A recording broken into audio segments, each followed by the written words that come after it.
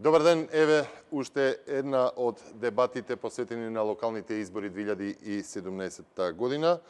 Денеска, според агендата на телевизија Нова, наред е општина Аеродром, односно кандидатите за градоначалници на општина Аеродром и нивните планови и проекти што би сработеле во следните 4 години, колку што трае градоначалничкиот мандат. За оваа општина има поднесено две кандидатури. Тоа е кандидат на коалицијата предводена од ВМРО ДПМНЕ и кандидат на СДСМ. За жал, со мене во студиото денеска е Ивица Коневски, кандидатот на коалицијата предводена од ВМРО ДПМНЕ и досегашен и актуелен градоначалник, додека Златко Марин, кандидатот на СДСМ, не се одзва на нашата покана, сепак ние оставивме празно место за него. Па, добар ден и добре дојдовте, господине Коневски. Добар ден, добро ве најдов. Вашиот против кандидат не најде за сходно да се појави, иако сметаше дека имал време во комуникација со вас по социјалните мрежи, сепак еве ние бевме спремни да излеземе во пресрет, но тоа е што е, на крај добивме потврда од него дека не може да присуствува на оваа дебата. Да не коментираме за причините зашто не е дојден кандидатот. Вие и досега имавте со него... Празното столче говори све. Имавме дебата на 24 вести и една дебата имавме со координаторката на советничката група на СДСМ во Аеродром на телевизија Телма. Така да јас секогаш кога ќе ме повикаа на тие дебатни емисии, бев присутен таму да ги спротивставиме аргументите кои што ги имаме на располагање. Очекував денеска дека кандидатот ќе биде дел од оваа емисија. Жал ми е што не е тука, затоа што како што можам да забележам, досегашната кампања од нивна страна се води во една негативна насока, во насока на критики на сите оние проекти кои што ги реализиравме, додека пак како што може да забележите, ние се трудиме да ги представиме сите проекти од програмата што ја имаме за наредните 4 години. Така да сакав да биде дел од оваа емисија, чисто да ги спротивставиме аргументите, да видам критиките, да видат и граѓаните критиките дали се основани или не. Овие дебатни емисии се посветени за граѓаните за да може да го формираат своето мислење и да определат што би било она што би им ги задоволило критериумите за следните 4 години. Тогаш во ред мислам дека може да почнеме. Оваа емисија би била и пократка од онаа вообичаен термин за дебати, бидејќи сте сам, еве, нема спротивставени, да не биде дека цела емисија сум ви ја посветил само вас, еве, тие минути нека отпаднат од програмата. Па, очигледно е дека екологијата доминира во изборните програми на партиите и коалициите, доминира и во програмите на кандидатите за скопски градоначалник. Па, ајде, што предвидувате вие во вашата програма за општина Аеродром во насока на екологијата? Во насока на екологијата имаме голем број на проекти. Ние изминатиот период морам да потенцирам дека изградивме голем број на паркови, засадивме многу садници, проекти кои што долгорочно даваат позитивен ефект во поглед на екологијата, во поглед на чистиот воздух.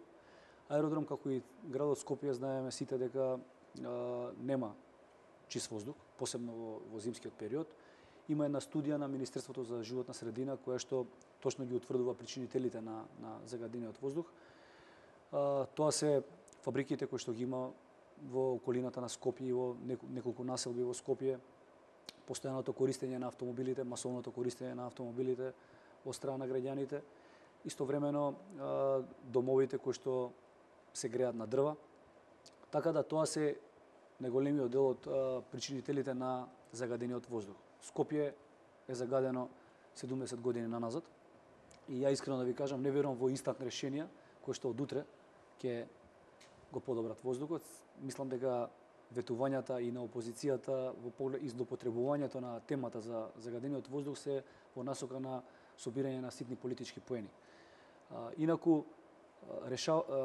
за да го решиме конкретно овој проблем кој што ги засега сите граѓани, јас живеам во Скопје, во општина Аеродром, нормално и моите деца тука живеат, моето семејство, сите сакаме да дишеме чист воздух. И правиме све што е во наша моќ да го решиме тој проблем. Во иднина ние планираме да продолжиме со изградба на паркови, посебно на места кои што се запуштени и неуредени. Општината има голем број на такви места. Конкретно во делот кај Фудбалската федерација имаме уште еден дел останат кој што е неуреден. Тоа е околу 100.000 метри квадратни. Таму уредивме повеќе од 150.000 метри квадратни. Простор кој што во минатото беше и депонија. Остана уште 100.000 метри квадратни. Во соработка со градот Скопје очекувам и тој простор целосно биде уреден да прерасне во прекрасен зелен парк и кој што ќе го пошумиме со голем број на дрва. Планираме на сите места каде што се изградија нови објекти да изградиме нови паркови и нормално да насадиме дрва кои што долгорочно ќе го решат проблемот со загадувањето. Во руралниот дел каде што неголемиот дел од граѓаните од економски причини се греат на дрва, не се греат на струја затоа што дрвата им се поевтини. Таму планираме да донесеме еден детален урбанистички план покрај кеот на реката Вардар во еден дел кој што е се уште неуреден и кој што представува една лоша слика за општината. Граѓаните од урбаниот дел тој дел не може да го видат затоа што е малку подалечен.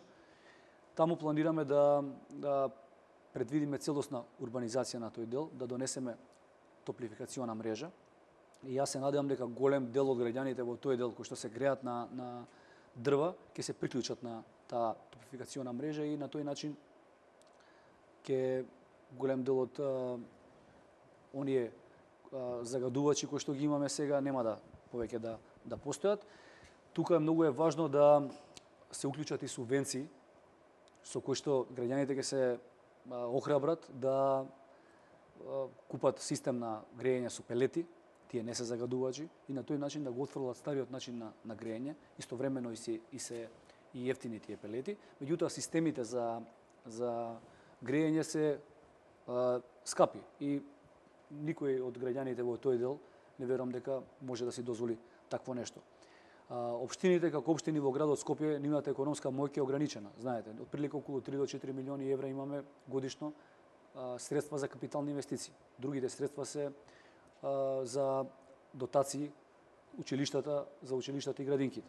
Така, ќе дојдеме до училиштата и градинките и образованието. Ниту една општина не е економски моќна за да може да го промени начинот на грејење во руралниот дел и неопходно е да се вклучи во целиот процес и владата на Република Македонија.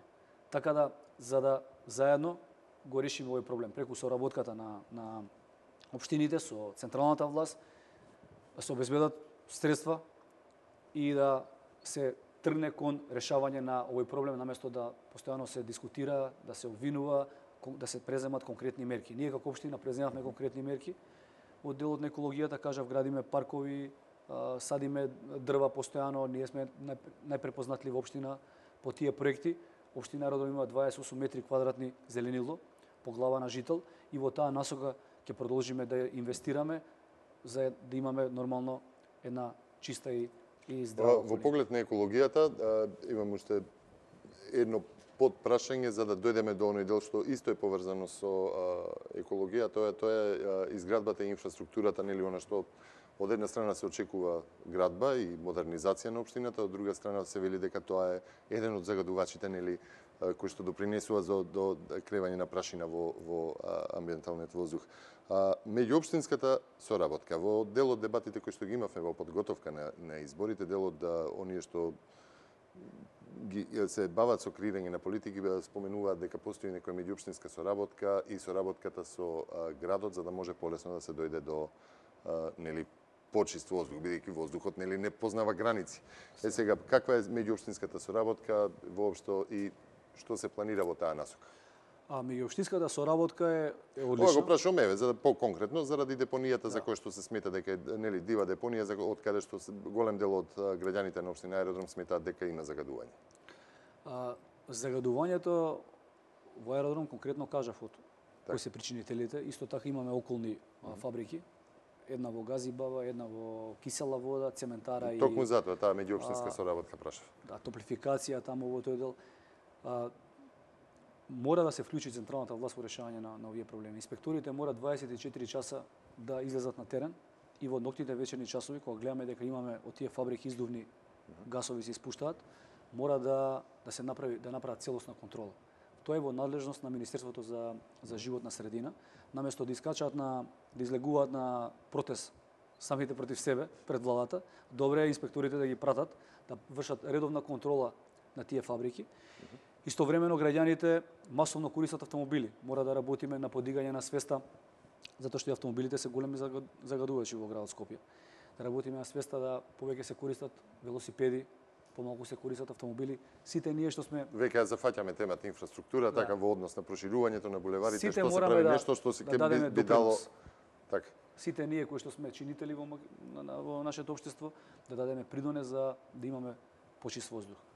Локалната власт со реализација на проекти во таа насока, централната власт со постојана контрола и реализација на проекти преку субвенции на пелети за граѓаните да обезбедат од буџетот доволен број на средства, граѓаните со поретко користење на автомобилите, почесто користење на точаците и други алтернативни јавниот средства, превоз. јавниот превоз. Минатата влада ги промени сите автобуси, кои што беа едни од најголемите загадувачи. Го гасифицираше клиничкиот центар, кој што беше еден од најголемите Добро, загадувачи. тоа се во делот на град Скопје и на централната да зборувам, да се задржиме на општина Аеродром, ајде во однос на инфраструктурата и урбанизацијата да вадиме она што народски се вели мало по мало. Што сметате дека треба да се направи во Мичурин? Имате ли план за Лисиче, Ново Лисиче, делот кај железничката во областа кај Мичурин? Имаме програма за овие 4 години. Ние голем број на проекти реализиравме до сега. Меѓутоа, факт е дека неопходно е дополнителен број на работи да се направат за луѓето да ги добијат сите оние работи кои што им се неопходни. Во Мичурин и во сите други населби во општината секаде постојат одредени потреби на граѓаните. И во таа насока ние изготвувавме програмата. Така да во соработка со градот Скопје планираме да продолжиме со реконструкција и изградба на инфраструктура, повеќе излези, повеќе булевари, каде што граѓаните ќе можат непречено да се движат. Повеќе тротоари, ново јавно осветлување, нови зелени површини, секаде во рамките на потребите на граѓаните. Во самата програма ветивме проекти кои што ќе ги реализираме и ние до тие проекти ќе се држиме во текот на наредниот период. Нови тротоари, нови паркиралишта, секаде каде што недостасуваат и каде што условите тоа ни го дозволуваат. Дел од граѓаните бараат нови фасади на дел од објектите. Токму така. Проектот со фасади отпочнавме да го реализираме до крајот на оваа година. Ќе имаме готови 11 фасади, енергетски ефикасни, кои што ќе влијаат позитивно на буџетот на граѓаните, ќе ги намалат нивните трошоци. Очекувам до крајот на наредниот мандат или во наредните 4 години да ги промениме сите оштетени фасади во нашата општина. Отприлика имаме околу 50 на 60 на фасади кои што се оштетени. Така што интензивно работиме во поглед на решавање на проблемите на граѓаните. Општина Аеродром, можам да кажам, е една од ретките општини која што има реализирано толку голем број на проекти во Република Македонија. Да се навратиме на образованието, пред малку ве прекина во однос на образованието. Голема населба, голема општина со голема популација, има градинки, има основни училишта, но потребно е веројатно и повеќе. Секогаш потребно е повеќе. Во таа насока моментално работиме во соработка со Министерството за образование на изградба на ново училиште Димитар Македонски, основно училиште во населбата Лисиче. Во програмата за наредните 4 години во соработка со градот Скопје имаме предвидено изградба на гимназија во нашата општина. Во населбата Аеродром планираме таа гимназија да биде, во населбата Јане Сандански.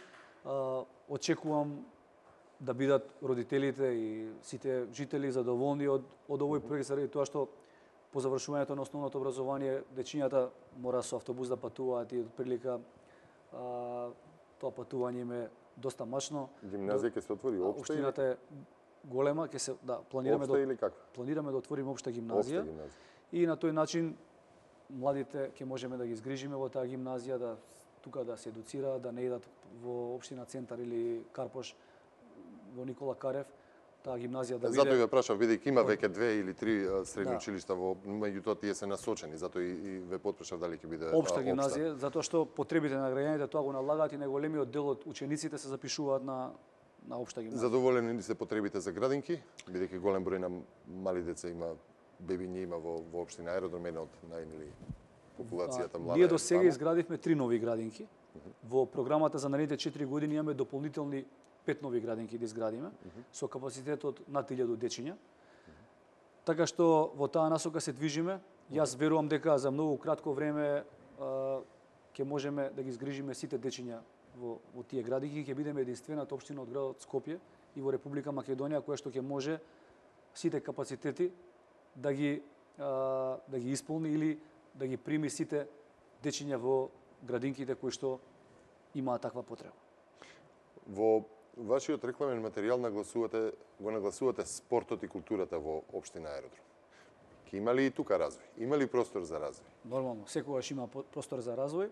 Ние за спортот многу направивме во изминатите 4 години. Изградивме повеќе наменски спортски игралишта буквално на сите места, во сите мала. Се изгради спортскиот центар Јане Сандански, спортскиот центар Ново Лисиче. Буквално на секој чекор имаме спорт околу нас. Целта ни е да ги насочиме дечињата уште од рани години, уште од мали да спортуваат и тие терени ги користат и повозрастните. Фудбалската федерација, комплексот на спортски терени и фудбалската федерација се изгради во нашата општина. Со гордост можам да кажам дека веќе сме и спортска метропола, спортски центар во градот Скопје, така што во таа насока планираме и понатаму да продолжиме. Имаме во план да изградиме спортски тениски центар, каде што ќе се организираат АТП турнири. Тоа е во непосредна близина на спортскиот центар Јане Сандански. На тие АТП турнири многу спортски имиња ќе доаѓаат, што се познати, и очекувам многу дечиња да ги насочиме да спортуваат, да вежбаат и тенис, и тој спорт да им биде поблизок во нашата општина. Работиме на подготовка на проект за изградба на затворен базен во нашата општина. Тоа е многу важно за дечињата со димензии, ватерполо димензии. Така да очекувам за 4 години и тој проект да биде реализиран во соработка со градот Скопје, во соработка со централната власт, ако воопшто има можност за таква соработка. До сега морам да се пожалам и да кажам дека многу тешко не оди соработката. Уште од самиот старт на доаѓање на новата влада, општина Аеродром се соочува со низа пречки, да кажам, и во поглед на обезбедување на документи за изградба на уште една градинка, четвртата градинка која што требаше да отпочнеме, и во поглед на други работи со кои што се неопходни да ги обезбедиме од централната власт.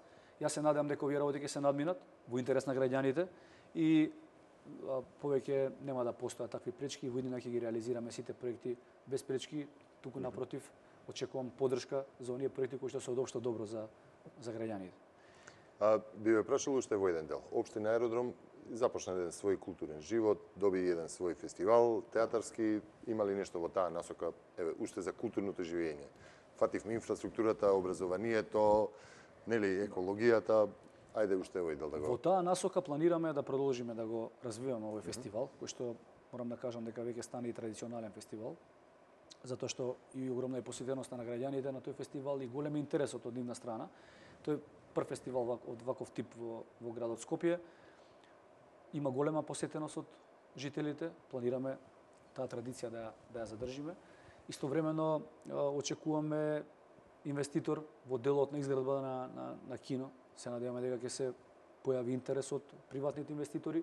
Имавме најава во минатото дека у трговскиот центар Капитол ќе се градеше кино. Меѓутоа за жал кино и театар сала, да. Меѓутоа за жал инвеститорот го откажа тоа во последен момент. Претпоставам дека од економски причини, неисплатливо ли е. Така да се надевам дека во иднина ќе се најде некој инвеститор кој што ќе инвестира да се изгради едно кино убаво, затоа што факт е дека на општината е потребно такво нешто и голем број на жители живеат. Добре е да имаме кино во нашата општина.